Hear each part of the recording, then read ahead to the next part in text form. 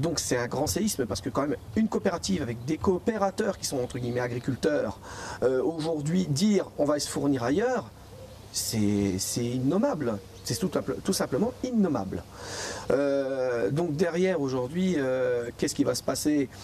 À partir de jeudi, le cadran ne va pas avoir lieu et le prix du porc va descendre, vraisemblablement. Hein.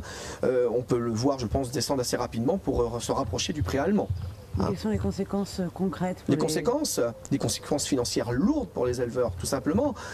Quand un éleveur, il lui faut 1 euro, quand on dit ce fameux prix de 1,40 € de base, pour qu'il paye juste ses charges, pour ne pas en vivre.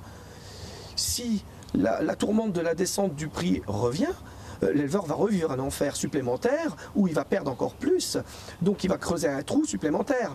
Et tant qu'il n'y aura pas eu de solution, et je dis bien de solution européenne et pas franco-française, le fond du problème perdurera et on va continuer à perdre des éleveurs et de l'emploi en amont et en aval.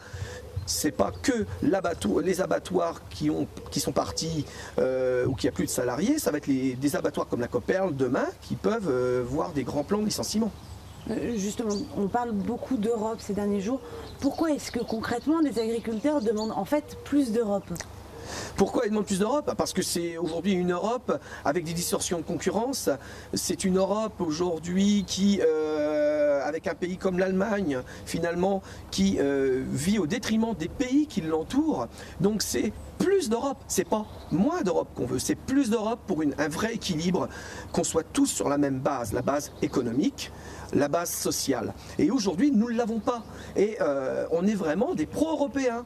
Voilà, on est conscient que sinon, jouer à chacun dans son pays individuellement cassera l'Europe et mettra des tensions géopolitiques à l'avenir, et on ne veut pas de cela. On veut qu'on soit unis, on doit rester tous unis. C'est pour ça qu'on appelle le 7 septembre tous les producteurs, quels qu'ils soient, lait, porc, volaille de tout pays, via notre organisation EMB Europe Billboard, à se réunir à Bruxelles pour interpeller les ministres sur notre désir d'avoir une vraie Europe unie avec les mêmes règles, tout simplement.